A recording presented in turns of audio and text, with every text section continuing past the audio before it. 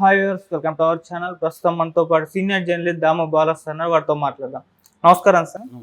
Sir, Pawan Kalyan గారు ఒకసారి elections కంటే ముందు ప్రచారంలో చాలా మంది అమ్మాయిలు ఉమెన్ ట్రాఫికింగ్ గురవుతున్నారు, వెళ్ళిపోయారు, 30,000 మంది ప్లస్ అని చెప్పారు. అయితే రీసెంట్గా ఒక 9 ఏళ్ళ అమ్మాయి రిటర్న్ రావడం మనం చూసాం సార్. సో వాళ్ళతో కూడా వాళ్ళు మాట్లాడారు చూసారు. అయితే పవన్ కళ్యాణ్ గారు ఈ 30,000 అమ్మాయిలందరినీ కూడా వెనక్కి తెచ్చే ఒక ప్రయత్నం చేస్తున్నట్టు కూడా వార్తలు వస్తున్నాయి సార్. మరి ఏ విధంగా ఉంటుందని అంటారు సార్? తీసుకొచ్చే అవకాశం ఏమన్నా కనిపిస్తుందంట? పవన్ కళ్యాణ్ 22వ తేదీ ఛార్జ్ తీసుకున్నాడు. ఛార్జ్ తీసుకున్న రోజు నుంచి కూడా పవన్ కళ్యాణ్ చాలా అవిశ్రాంతంగా పనిచేస్తున్నాడు, సమీక్షలు చేస్తున్నాడు. తర్వాత జనవాణి పేరుతో ప్రజలతో మాట్లాడి వాళ్ళ అర్జీలు తనే స్వయంగా తీసుకుంటున్నాడు. సో కొంత తను నిశ్శబ్దంగా పనిచేసుకుపోవడం మీద ఫోకస్ చేస్తున్నట్టుగా మనకు కనబడుతుంది. 5 శాఖలు ఆయనకి ఇచ్చారు. 5 శాఖల మీద ఫస్ట్ ఏంటంటే ఆ శాఖల మీద పట్టు కోసం ట్రై చేయడం, ఏ శాఖల్లో ఏమేమి జరిగింది, ఇంకేమేమి జరగాల్సి ఉంది, ఫండ్స్ పరిస్థితి ఏంటి, ఇవన్నీ ఆయన క్షుణ్ణంగా అధ్యయనం చేస్తున్నాడు. అదే క్రమంలో గతంలో అతను ఆరోపించాడు, అది మనం కూడా చాలాసార్లు చెప్పుకున్నాం, అదైతే క్లియర్గా బాధ్యత రాహిత్యం అని కూడా చెప్పుకున్నాం. ఎందుకంటే 30,000 మంది పైగా మహిళలు మిస్సింగు, రెండోది ట్రాఫికింగ్లోకి వెళ్ళారని చెప్పారు. మిస్సింగ్ వేరు, ట్రాఫికింగ్ వేరు, ఆ రెండింటిని కలిపేసి చెప్పాడు. చెప్పడమే కాకుండా నాకు కేంద్ర నిఘా సంస్థలు సమాచారం ఇచ్చాయని చెప్పాడు. అయినా కూడా ఒక బాధ్యతగా కలిగిన రాజకీయ నాయకుడిగా ఆయన ఏం చేయాలి? కేంద్ర నిఘా సంస్థలు ఫస్ట్ ఆఫ్ ఆల్ ఈయనకే ఎందుకు ఇచ్చాయి, హోంశాఖకి ఎందుకు నోటిఫై చేయలేదు అనేది పెద్ద క్వశ్చన్ మార్కు. అది బీజేపీ వాళ్ళు ఖండించలేదు, ఏమీ జరగలేదు. సో అది క్లియర్గా పొలిటికల్ స్ట్రాటజీ తప్ప వాస్తవం అయితే కాదు. ఎందుకంటే అన్ని రాష్ట్రాల్లో కూడా మిస్సింగ్ కేసులు అనేవి ఉంటాయి. మిస్సింగ్ అందరూ కూడా ట్రాఫికింగ్కి వెళ్ళరు. మిస్సింగ్ వేరు, ట్రాఫికింగ్ వేరు. ఒక అబ్బాయి లేచిపోతే పోలీస్ స్టేషన్లో కేసు పెడితే మిస్సింగ్ అని రాసుకుంటారు. అది ట్రాఫికింగ్ కాదు. ట్రాఫికింగ్ అంటే అర్థం వీళ్ళని తీసుకెళ్ళి సెక్స్ వర్కర్లుగా మార్చేయడము, చిన్నపిల్లలైతే భిక్షగాళ్ళుగా మార్చేయడము, లేకపోతే అవయవాల్ని తీసేసి ఇచ్చేయడము, లేకపోతే నేపాల్ లాంటి దేశాలకు అమ్మేయడము, ఇలాంటి వాటినన్నిటినీ ట్రాఫికింగ్ అంటారు. సో మిస్సింగ్ అందరూ ట్రాఫికింగ్ కారు. సో కానీ ఈయన కలిపేసి ఇష్టం వచ్చినట్టు మాట్లాడాడు. కనీసం డీజీపీ అడిగితే కూడా సమాచారం, మీ దగ్గర ఉన్న సమాచారం ఇవ్వండి, మేము దాని మీద ఫాలోఅప్ చేస్తాం, డీజీపీ అడిగాడు, ఇవ్వలేదు. క్లియర్గా అది పొలిటికల్ స్టంట్గా మనకు అర్థమైంది. ఇప్పుడు అధికారంలోకి వచ్చాడు. అధికారంలోకి వచ్చినాకైనా దాని మీద ఆయన దగ్గర సమాచారం నిజంగా ఉంటే ఇవాళ ఆయనే కదా డిప్యూటీ సీఎం, మరి దాని మీద ఇప్పటివరకు ఎందుకు చేయలేదు అనేది పెద్ద క్వశ్చన్. అయితే ఈ మధ్యలో ఒకటి జరిగింది. అదేంటంటే భీమవరానికి చెందిన శివకుమారి అనే ఒక ఆమె పవన్ కళ్యాణ్ కలిసి, సార్ ఇట్లా నా కూతురు 9 నెలలకు ముందు మిస్ అయింది, ఒక అబ్బాయితో ఇక్కడ మాచవరంకి సంబంధించిన ఒక అబ్బాయితో, రామవరప్పాడు అబ్బాయిది, ఆ అబ్బాయితో తిరిగింది, లాస్ట్ అబ్బాయితో కలిసినట్టుగా మాకు సమాచారం ఉంది, ఆ తర్వాత లేదు, మేము మాచవరం పోలీస్ స్టేషన్లో కంప్లైంట్ ఇస్తే వాళ్ళు పట్టించుకోలేదు అనేది ఆమె కంప్లైంట్ చేసింది. దాంతో పవన్ కళ్యాణ్ మాచవరం సీఐకి ఆమె ఎదురుగానే ఫోన్ చేశాడు. సీఐ సార్, నేను ఇట్లా పవన్ కళ్యాణ్ మాట్లాడుతున్నాను, ఇట్లా జరిగింది మిస్సింగ్ కేసు, మీరు చేయలేదు, దయచేసి చేయండి అని మాట్లాడాడు. అది కూడా పవన్ కళ్యాణ్ బాగా డీల్ చేసినట్టు చెప్పాలి. వాళ్ళని ఏదో బండబూతులు తిట్టడం అవన్నీ చేయలేదు. 9 నెలలకు ఏం పెక్కుతున్నారు ఇలాగే మాట్లాడలేదు, దయచేసి దీన్ని సాల్వ్ చేయండి అని చెప్పారు. దాంతో వాళ్ళకి విషయం అర్థమైంది. వాళ్ళు ఇమీడియట్గా కలిసి కొన్ని బృందాలని ఏర్పాటు చేసి దాని మీద పనిచేశారు గట్టిగా. వితిన్ 9 రోజుల్లో ఆ అమ్మాయిని పట్టుకోగలిగారు. అంటే కారణం ఏంది? ఆ అమ్మాయి ట్రాఫికింగ్లో వెళ్ళుంటే వెరీ డిఫికల్ట్. అమ్మాయి ఎక్కడికి వెళ్ళింది?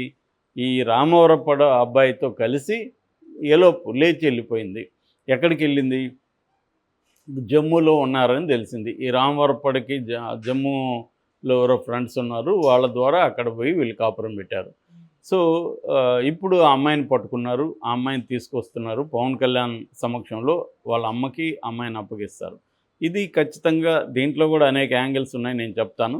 ఫస్ట్ యాంగిల్ ఏంటంటే, ఒక మిస్సింగ్ అమ్మాయి తల్లిదండ్రులకి ఎక్కడున్నదో తెలియకుండా వాళ్ళు ఆందోళన పడుతుంటే పవన్ కళ్యాణ్ ఆ ఆందోళనని తీర్చాడు.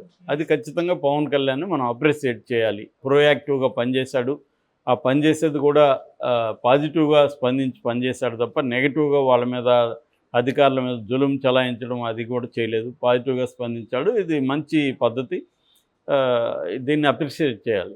అయితే ఇక్కడ మేజర్ ప్రాబ్లం ఎక్కడొస్తుందంటే, అమ్మాయి ఇష్టపూర్వకంగా వెళితే అమ్మాయిని ఇప్పుడు బలవంతంగా తీసుకొస్తే అమ్మాయి ఫ్యూచర్ పరిస్థితి ఏంటి, మరి అమ్మాయికి పవన్ కళ్యాణ్ మాట్లాడబోతున్నాడా, అమ్మాయి ఇష్టానికి అనుగుణంగా చేస్తారా? ఎందుకంటే మామూలుగా అయితే మైనర్స్ లేచిపోయినప్పుడు కోర్టులు ఏం చేస్తాయంటే మెజారిటీ వచ్చే వరకు, మేజర్ అయ్యే వరకు వాళ్ళని ముందు కోర్టులు అడుగుతాయి, నీకు కిడ్నాప్ చేశాడా, ఇష్టపూర్వకంగా జరిగిందా, ఇష్టపూర్వకంగానే నేను వెళ్ళాను ఆ అబ్బాయితో అని ఈ అమ్మాయి మాట్లాడినప్పుడు మైనర్ తీరే వరకు, మేజర్ అయ్యే వరకు వాళ్ళని ఇంట్లో పెట్టుకుంటే ఓకే, నేను ఇంట్లో ఉండను సార్ అని ఈ అమ్మాయి అంటే హోమ్లో పెడతారు, గవర్నమెంట్ హోమ్లో పెట్టి మేజర్ అయినాక కూడా అమ్మాయి నేను ఆ అబ్బాయితోనే పెళ్లి చేసుకుంటానంటే పెళ్లి చేసుకోవడానికి అనుమతిస్తారు. ఇది జనరల్గా లా. మనకి తల్లిదండ్రులకి మేజర్ అయిన వాళ్ళ మీద కంట్రోల్ ఉండదు. వాళ్ళు ఏమైనా చెప్పచ్చు, సజెస్ట్ చేయొచ్చు తప్ప వీళ్ళు చెప్పిన వాడిని పెళ్లి చేసుకోవాలని రూల్ ఏం లేదు. కాబట్టి లీగల్ పాయింట్ చెప్తున్నా నేను. కాబట్టి ఇప్పుడు ఈ అమ్మాయి మైనరా కాదా, ఇంకా మైనర్ అయినా, 9 నెలలకు ముందు మైనరా, ఇప్పుడు కూడా మైనరా, ఈ డీటెయిల్స్ ఏమీ ఎవరు చెప్పట్లేదు. సో ఇప్పుడు ఆ అమ్మాయి ఒకవేళ మైనర్ అనుకుంటే ఏం జరగాలి, ఆ అమ్మాయిని అడగాలి. పవన్ కళ్యాణ్ అడుగుతాడా, పోలీసులు అడుగుతాడా, ఎవరు అడుగుతాడని పక్కన పెడితే అడగాలి. అడిగినప్పుడు ఆ అమ్మాయి నేను ఇష్టపూర్వకంగా అబ్బాయిని వెళ్ళానంటే అబ్బాయి మీద కేసు పెట్టకూడదు. లేకపోతే ఇప్పుడు ఆ అబ్బాయిని పెట్టి కిడ్నాప్ పెట్టి ఆ అబ్బాయిని అరెస్ట్ చేస్తారు, పోక్సో కేసు పెట్టినా కూడా పెడతారు, లైంగికంగా అత్యాచారం అనేస్తారు. వాళ్ళిద్దరు కలిసి జీవించారు అక్కడ. కానీ కేసు లీగల్ పాయింట్ ఎలా ఉంటుంది, ఎందుకంటే అనేక కేసులు వచ్చాయి, జడ్జెస్ కూడా అనేక మంది ఈ మధ్య మైనర్గా ఉన్న అమ్మాయిలు వీళ్ళే సెడ్యూస్ చేస్తున్నారు అబ్బాయిల్ని. సెడ్యూస్ చేసినాక వాళ్ళిద్దరూ లైంగికంగా కలిసినప్పుడు తల్లిదండ్రులు వెళ్ళి వాడి మీద పోక్సో కేసు పెట్టేస్తున్నారు, అతని లైఫ్ నాశనం అయిపోతుందని చాలామంది హైకోర్టు జడ్జెస్ వాపోతున్నారు. అందుకని ఈ ఏజ్ని తగ్గించామని 18 ఏళ్ళ నుంచి 16 ఏళ్ళకి తగ్గించేయండి. ఎందుకంటే అమ్మాయిలు చాలా ఫాస్ట్గా ఉన్నారు. ఇవాళ టెక్నాలజీ అనేక మార్పులు జరిగాయి. ఇంకా 18 ఇయర్స్ పెట్టడం కరెక్ట్ కాదు. దీనివల్ల చాలామంది అబ్బాయిల భవిష్యత్తు నాశనం అవుతుంది అనేది కోర్టులు బాధపడుతున్నాయి, కోర్టులు ఆవేదన వ్యక్తం చేస్తున్నాయి. ఎందుకంటే వాళ్ళు క్లియర్గా కేసు మొత్తం పూర్వాపరాలు నీట్గా అర్థమవుతాయి కాబట్టి. సో దీన్ని కూడా పరిగణలోకి తీసుకోవాలి. జస్ట్ మిస్సింగ్ కేసు కాబట్టి తెచ్చేశాడు అంటే ఇప్పుడు ఏదో వాళ్ళు హ్యాపీగా ఉన్న వాళ్ళని తేవడం అనేది ఆ ఇద్దరిని ఇబ్బంది పెట్టినట్టే కదా పవన్ కళ్యాణ్. ఇక్కడ అంటే మనకి ఎమోషనల్ డ్రామా ఇది కనబడుతుంది. తల్లి వచ్చి ఏడ్చింది, పవన్ కళ్యాణ్ 9 నెలల్లో సాధించలేదు, 9 రోజుల్లో ఈ యాంగిల్ బాగానే ఉంది.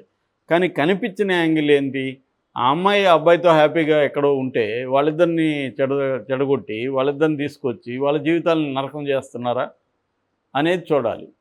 ఎందుకంటే ఈ తల్లిదండ్రులు ఒప్పుకుంటే ఎందుకు పోతారు అసలు? ఫస్ట్ ఆఫ్ ఆల్ ఇవాళ మనం అనేక పరువు హత్యలు చూస్తున్నాం. తల్లిదండ్రులు అతి దారుణంగా పిల్లల్ని చంపేస్తున్నారు. మొన్ననే ఒకటి చెప్పుకున్నాం, వాళ్ళని మంచిగా పిలిపించి అల్లుడిని 5 ఏళ్ల తర్వాత మందు పార్టీ ఉంది రా నువ్వు మనం హ్యాపీగా కలుద్దామని పిలిపించి దారిలోనే చంపించేశారు తల్లిదండ్రులు. అలా అంత ఘోరంగా వ్యవహరిస్తూ ఉన్నారు ఇవాళ తల్లిదండ్రులు. అందుకని వీళ్ళ తల్లిదండ్రులు భయపడి పిల్లలు ఏం చేస్తున్నారు, పారిపోతున్నారు.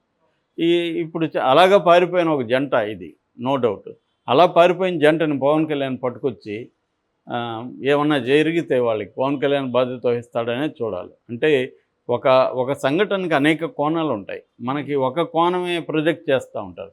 ఇక్కడ ఏంటంటే పవన్ కళ్యాణ్ హీరోగా చేయడానికి రాజకీయాల్లో చూడు 9 నెలలుగా చేయలేని పని 9 పోలీసులకి తెలిసే కాబట్టి సైలెంట్గా ఉండొచ్చు. ఎందుకంటే వాళ్ళిద్దరు వెళ్ళారు, వాళ్ళిద్దరు ఇష్టపూర్వకంగా వెళ్ళారు అనేది పోలీసులకి తెలిసి ఉండొచ్చు, సైలెంట్గా కూడా ఉండొచ్చు. కాబట్టి ఈ రెండో యాంగిల్ కూడా తీసుకురావాలి. అది కూడా పవన్ కళ్యాణ్ మీద బాధ్యత ఉంటుంది. ఒకవేళ నిజంగా అమ్మాయి ఇష్టపూర్వకంగానే వెళ్ళుంటే ఖచ్చితంగా వాళ్ళిద్దరిని కలపాలి, ఆ అబ్బాయిని అరెస్ట్ చేయకూడదు. అది జరగాలి. మరి పవన్ కళ్యాణ్ అది చేస్తాడా లేదా అని చూడాలి. Okay, that is one angle. రెండవ యాంగిల్, ఈ 30,000 మందిని కూడా పవన్ కళ్యాణ్ తీసుకొస్తాడా, అది నిజమా? ఇప్పటి వరకు అయితే ఏమీ చేయలేదు, అది అబద్ధమే. కాబట్టి ఇట్లాంటి మిస్సింగ్ కేసులు ఇంకా ఎన్ని ఉన్నాయి అనేది నిజానికి అతని పరిధి కాదు, ఇదంతా అనితే పరిధి. ఎందుకంటే హోంశాఖ కదా, మరి అనిత రంగంలోకి దిగి ఇప్పటివరకు అనిత మిస్సింగ్ కేసుల మీద ఎక్కడ మాట్లాడినట్టు నా దృష్టికి అయితే రాలేదు. ఆమె రంగంలోకి దిగి నిజంగా ఎంతమంది మిస్ అయ్యారా, వీళ్ళు ఎవరెవరు ఏంటి అది చేయాలి. ఎందుకంటే మనం ఒక గవర్నమెంట్ని అనడం కాదు, పోలీసులకు కూడా మనం ప్రతిదీ వాళ్ళు సాల్వ్ చేయలేదని వాళ్ళని విమర్శించడం రాంగు. వాళ్ళకి ఎక్కువ మంది పోలీసులంతా కూడా సెక్యూరిటీలో గడిపేస్తూ ఉంటారు, బందోబస్తు డ్యూటీలో ఉంటాయి వాళ్ళ కేసుల్ని సాల్వ్ చేసే మెకానిజం కానీ సిబ్బంది కానీ ఉండరు. కాబట్టి ప్రతి పోలీస్ స్టేషన్లో నమోదైన ప్రతి కేసులో పోలీసులు సాల్వ్ చేయలేదంటే అది ప్రాక్టికల్ దృష్టి కాదు. ప్రాక్టికల్గా ఎందుకు జరగలేదు ఏందనేది దాని మీద విచారణ చేయగలగాలి. Okay sir, thank you so much sir.